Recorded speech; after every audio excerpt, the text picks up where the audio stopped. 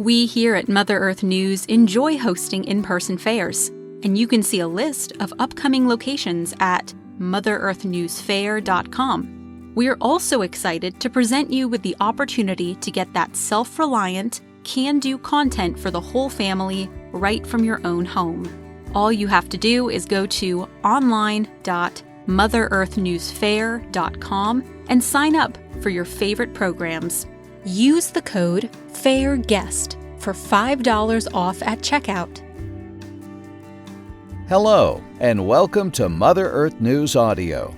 I'm John Moore, reading Cation, Exchange Capacity in the Garden by Andy Wilcox. It's from the July-August 2023 issue of Grit Magazine. Enjoy. All of us who grow something in the soil, gardeners, homesteaders, and farmers, should be familiar with Cation, Exchange Capacity, also called CEC. It affects plant growth and vigor, the nutrient density of crops, and even disease resistance. Let's take a peek behind the curtain.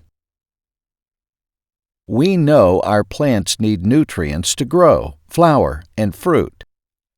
Some of these nutrients are called macronutrients because plants need them in higher quantities. Nitrogen, phosphorus, potassium, calcium, magnesium, and sulfur are commonly classed as macronutrients. Plants also need other nutrients in lesser amounts for proper growth and function. We call those nutrients micronutrients. And examples include zinc, iron, boron, manganese, and copper. You're on the right track if this reminds you of the periodic table. Air and water are the ingredients for photosynthesis, but plants' complex proteins, enzymes, and carbohydrates require a soup of macro and micronutrients. Those nutrients, many of which are present as ions, come from the soil.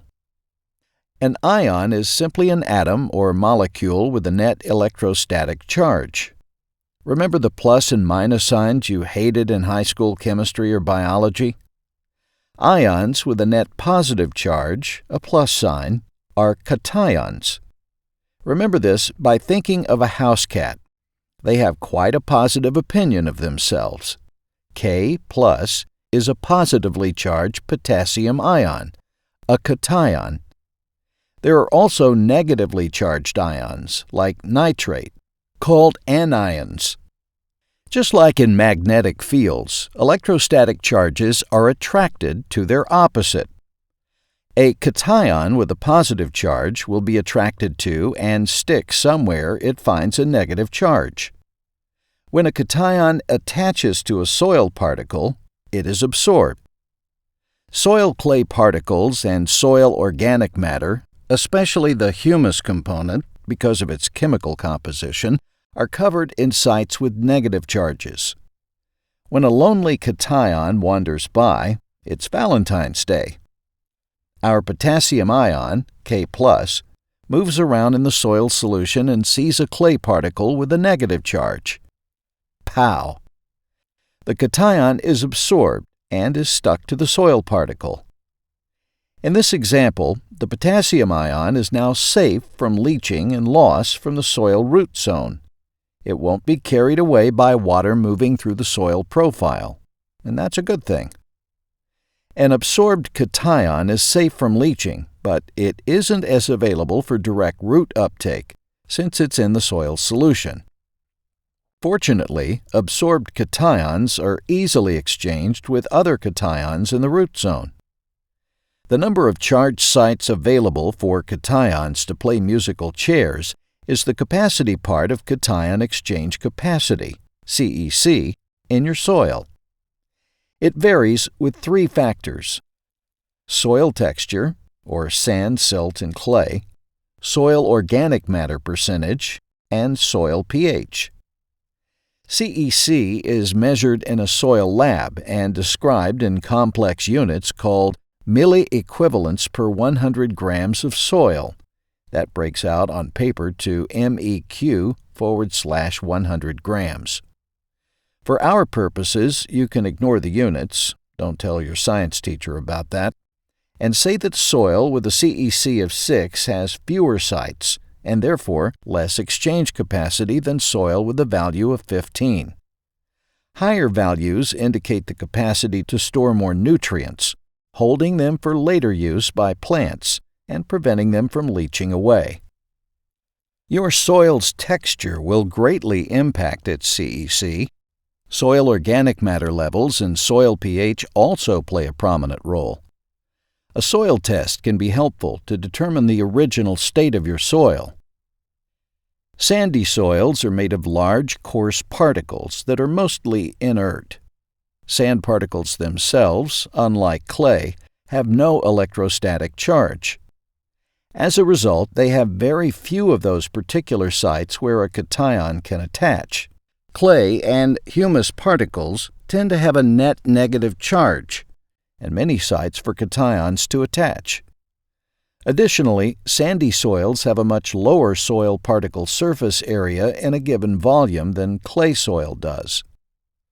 Large particles, lower surface area, and fewer charged sites mean that sandy soils have a low CEC. Clay soils have more particles, more exchange sites per unit area, and a much higher surface area. Therefore, clay soils have a higher CEC. Loamy soils are in the middle. You've probably been introduced to this concept by the knowledge that sandy soils are less fertile, holding fewer nutrients than clay soils. Visualize a clay soil sample as a 5-gallon bucket of marbles, and a sandy soil sample as a 5-gallon bucket of basketballs. 2 basketballs is all that will fit. Although the marbles are smaller than the basketballs, the combined surface area of our bucket of marbles is more than 10 times higher. Now imagine each marble has 10 charged sites available for cations. Sand has few, if any, exchange sites, so only every other basketball has a site. Humus has an even higher number of charged sites than clay. Depending on the type of clay, humus can have as many as 5 to 30 times more sites. Humus can truly supercharge your CEC numbers. It's like throwing a couple handfuls of marbles in the bucket, each with 200 or 300 sites apiece. The CEC for a given soil will rise as the pH rises, as long as it isn't pure sand. Basically, the number of negatively charged sites on humus particles and some clay particles grows as the pH moves from acidic to alkaline. Because of this, most soil tests will reference CEC at a pH of 7.0, so different soils can be compared. Soil pH is important for CEC and plant growth. You've likely heard that blueberries and rhododendrons love acidic soil, and that most common vegetable crops grow best in a pH of 6 to 7. These preferred pH ranges have to do with plant nutrient availability and uptake, driven in part by CEC and solubility of nutrients.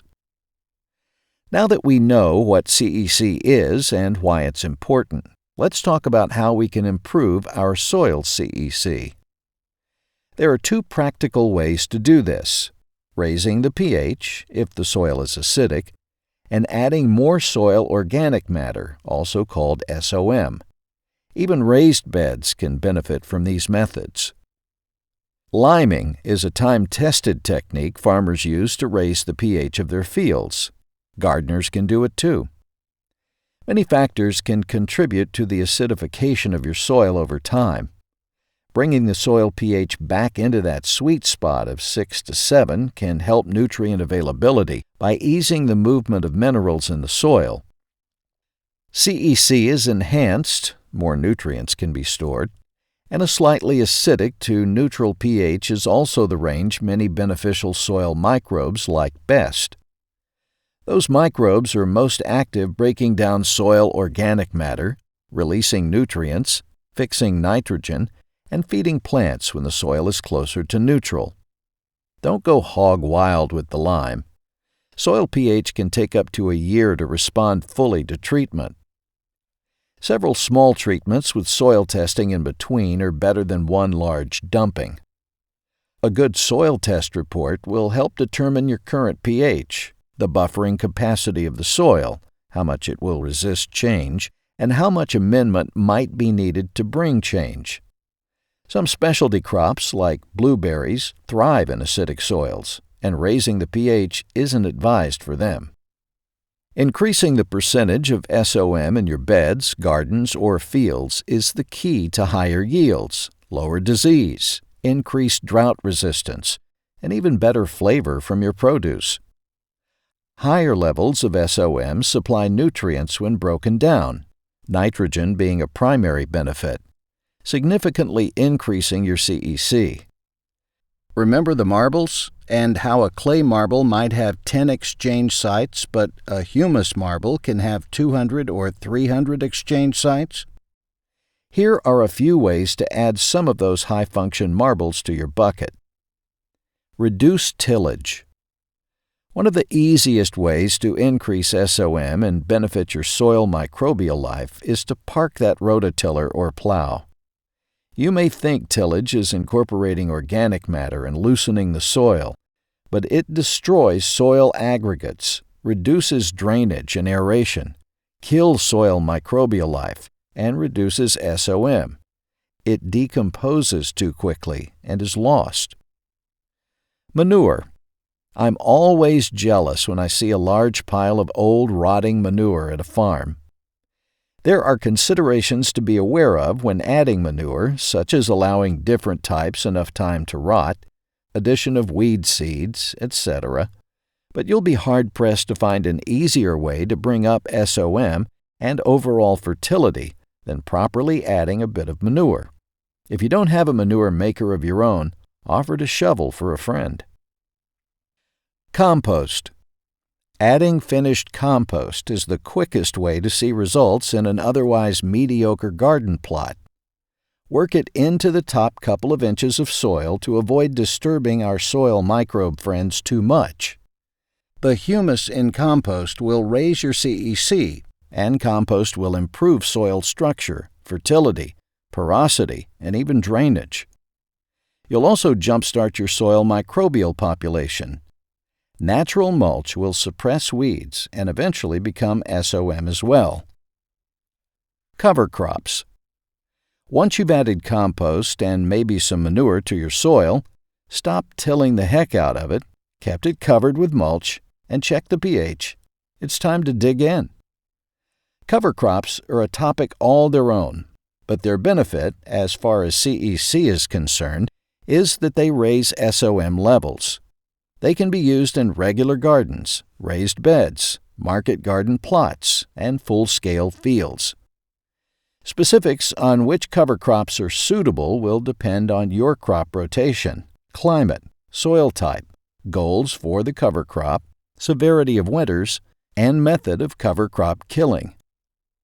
Understanding CEC and how to maintain or improve it is valuable knowledge. You're empowered to improve your soil and grow more vigorous, healthy, happy crops. Growing your soil's CEC involves holistic practices that benefit cation exchange, as well as the soil microbial life hard at work behind the scenes. The effects are compounded, and you'll enjoy the rewards. Andy Wilcox is a freelance writer and flower farmer passionate about gardening, horticulture, and forestry, and who believes healthy soil leads to healthy people. He can be reached at andy@thatgardenwriterguy.com. We hope you enjoyed the audio version of Cation Exchange Capacity in the Garden. You can reach us at letters@grit.com with any comments or suggestions. To listen to more audio articles, go to Mother Earth News and Friends podcast and look for audio article in the episode title wherever you listen to your podcasts. Music for this reading is So Far, So Close by Jazar. Thanks for listening.